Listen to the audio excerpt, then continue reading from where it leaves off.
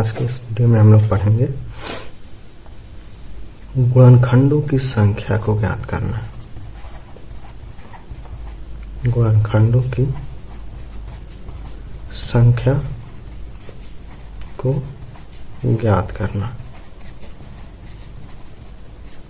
गुणनखंडों की संख्या का मतलब है कि जैसे हमने कोई एक नंबर लिया 16, तो इसके क्या क्या गुणनखंड हो सकते हैं और जो जो गुणनखंड होंगे इस प्रकार से कुल कितने गुणनखंड हो सकते हैं। जैसे कि यदि हम एक नंबर लेते हैं 4, तो इसका हम लोग गुणा करते हैं 1 गुणे 4, 2 गुणे 2, तो हमें कितने गुणनखंडों की संख्या मिली 1, 2, और चूंकि ये सेम ही नंबर है तो हम इन्हें एक ही बार काउंट करेंगे, और ये 3, यानी 4 के गुणनखंडों की संख्या कितनी है। गुणनखंडों की संख्या का कहने का मतलब कि 4 किन किन नंबरों से यानी कितने नंबरों से विभाजित किया जा सकता है। जैसे एक पहला नंबर था 1 से विभाजित होगा, दूसरा नंबर था 2 से विभाजित होगा, तीसरा नंबर खुद से विभाजित होगा। तो 4 3 नंबरों से विभाजित किया जा सकता है, यानी इसके गुणनखंडों की संख्या, इसे को हम लोग कहते हैं नंबर ऑफ फैक्टर, कि 4 के गुणनखंडों की संख्याएं कितनी हो सकती हैं। तो इस प्रकार से हम लोग देखेंगे कि यदि कोई बड़ी सी संख्या है तो हम किस प्रकार से उनकी गुणनखंडों की संख्या को ज्ञात करते हैं। तो मैंने एक छोटा सा एग्जांपल दे दिया। यदि आप जैसे एक और एग्जांपल देते हैं, जैसे 6 है, तो 6 के गुणनखंडों की संख्या कैसे निकालेंगे या गुणनखंडों की संख्या कितनी होगी। तो पहले तो हम 1 से स्टार्ट करते हैं, 1 into 6, 2 into 3, फिर हम लोग करेंगे तो 3 into 2 और 6 into 1।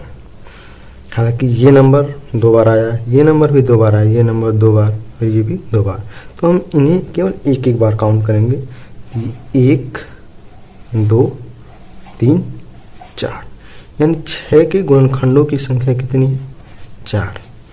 इसी प्रकार से हम लोग आगे सीखेंगे कि किस प्रकार से गुणनखंडों की संख्या को निकाला जाता है। ये मैंने छोटे छोटे नंबर लेके आपको बताया है कि आखिर गुणनखंडों की संख्या का मतलब क्या होता है।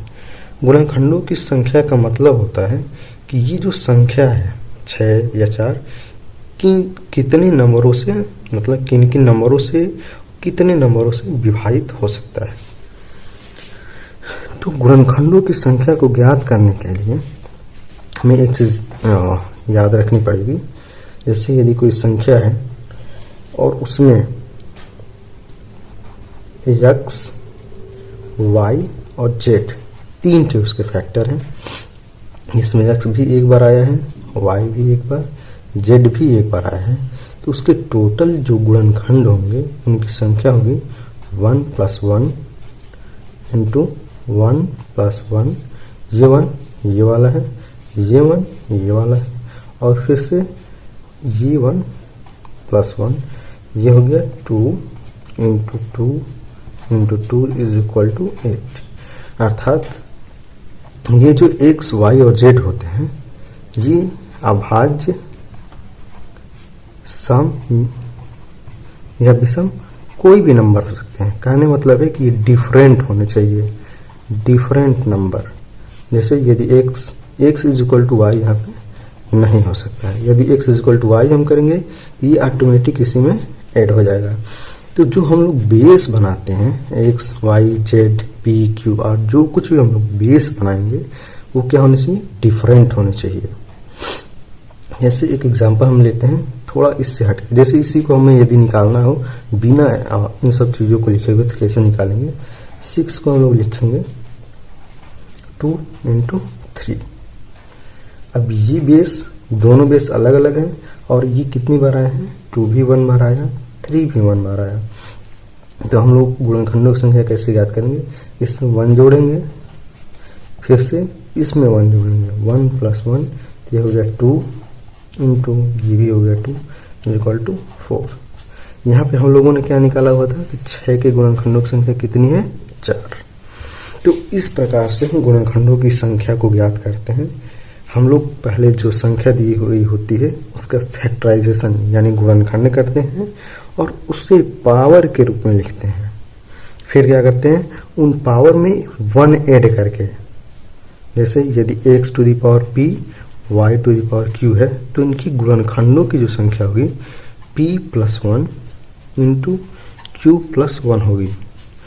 कहने का मतलब है कि जो बेस के ऊपर जो घात होते हैं उन घातों में एक जोड़ा जाता है, इसमें भी मैंने एक जोड़ा है, इसमें भी मैंने एक जोड़ा है, और उन दोनों को जोड़ के आपस में क्या करते हैं, गुणा कर देते हैं। इस प्रकार से हमें मिलता है गुणनखंडों की संख्या। चलिए आगे हम लोग कुछ और एग्जाम्पल के द्वारा समझते हैं कि गुणनखंडों को कितनी आसानी से निकाला जा सकता है। जैसे हम एक नंबर लेते हैं 64, इसे किस प्रकार से निकालेंगे हम, 2 into 2 into 2 into 2 into 2 into 2, ये टोटल हो गया 2 टू दी पावर 6। तो इसके गुणनखंडों की संख्या कितनी हो जाएगी, गुणनखंडों की संख्या इज इक्वल टू 6 प्लस 1। हालांकि ये सिंगल डिजिट का नंबर है तो हम केवल एक ही स्टेप में इसको सॉर्ट आउट कर देंगे, ये हो जाएगा 7, यानी 64 के कुल गुणनखंडों की संख्या क्या हो जाएगी, 7। इसी प्रकार से हम कोई भी नंबर ले सकते हैं। जैसे एक नंबर है 56, तो 2 इंटू 2 इंटू 2 इंटू 7। ये हमें थोड़ी सी प्रैक्टिस है तो मैं डायरेक्ट ही लिख दे रहा हूँ। जिन लोगों को आदत नहीं होगी वो किस प्रकार से इसे एलसीएम निकाल के लिख सकते हैं। जैसे 2 से हम लोग जब डिवाइड करेंगे तो ये जाएगा 28 टाइम्स, फिर 2 से करेंगे तो 14, 2 सत्ते 14, 7 का 9 7। ये हो गया 2 इंटू 2 इंटू 2 इंटू 7। तो ये हो गया 56 का गुणनखंड। अब हम लोग क्या करेंगे, इसमें 1 2 3 4 संख्या है, लेकिन जो संख्याओं का बेस है एक 7 है और एक 2 है। इसे हम लोग अलग अलग बेस बनाएंगे। 7 के खाते 1 है, यानी 7 एक बार आया है, 2 3 बार आया है, तो हम लोग यहाँ पे लिख देंगे 3। जब गुणनखंडों की संख्या निकालने की बारी आती है तो हम लोग क्या करेंगे, प्लस 1 ऐड करेंगे दोनों साइड, एक बार इसमें ऐड कर दिया, एक बार इसमें ऐड कर देंगे। ये हो गया 4 गुणे 1 प्लस 1 2 इज इक्वल टू 8, यानी 56 के टोटल जितने फैक्टर होंगे उनकी संख्या होगी 8। तो इस प्रकार से हम लोग डिफरेंट प्रकार से गुणनखंडों की संख्या को निकालते हैं। जैसे एक और संख्या ले लेते हैं जिसमें कि कुछ अलग बेसिस हो, 105। तो इसका जब हम लोग फैक्टराइजेशन करते हैं तो 3 इंटू 5 इंटू 7, ये हो गया 3 5 15, 15 7 105। तो इसमें जो टोटल, हालांकि यहाँ पे सारे बेस अलग अलग हैं और हर एक बेस अलग अलग बार आया है। जैसे 7 भी एक बार आया है, 5 भी एक बार, 3 भी एक बार। तो इसके टोटल जो गुणनखंड है उनकी संख्या क्या होगी, 1 plus 1 into 1 plus 1 into 1 plus 1। ये हो गया 2 into 2 into 2 is equal to 8, यानी 105 के टोटल जो गुणनखंडों की संख्या होगी कितनी होगी, 8। इस प्रकार से आज हमने देखा कि यदि नंबर्स दिए गए हैं तो उनका फैक्टराइजेशन करके हम उनके गुणनखंडों की संख्या को किस प्रकार से ज्ञात कर सकते हैं। हमें जो भी बेसिस प्राप्त होती हैं और उनके ऊपर जो भी घाते होते हैं, जैसे 2 के घाते 3 है, 7 के घाते 1 है, तो हम क्या करते हैं, गुणनखंड की संख्या निकालने के लिए उन बेसिस में एक एक जोड़ते हैं। यहाँ पे एक जोड़ा मैंने यहाँ पे, और उन दोनों का आपस में मल्टीप्लाई कर देते हैं। तो इस प्रकार से हमें गुणनखंडों की संख्या मिल जाती है। इसी प्रकार से हम बड़े से बड़े नंबरों का भी गुणनखंड कर सकते हैं। एक बार हमें क्या होती है, फर्स्ट स्टेप में फैक्टराइजेशन यानी गुणनखंड करने की जरूरत पड़ती है। उसके बाद से उन्हें घातों के रूप में सजाना पड़ता है, और तीसरे स्टेप में क्या करना पड़ता है, घात में +1 करते हैं और उन सभी का जितने बेसेस होंगे सबका आपस में मल्टीप्लाई कर देते हैं।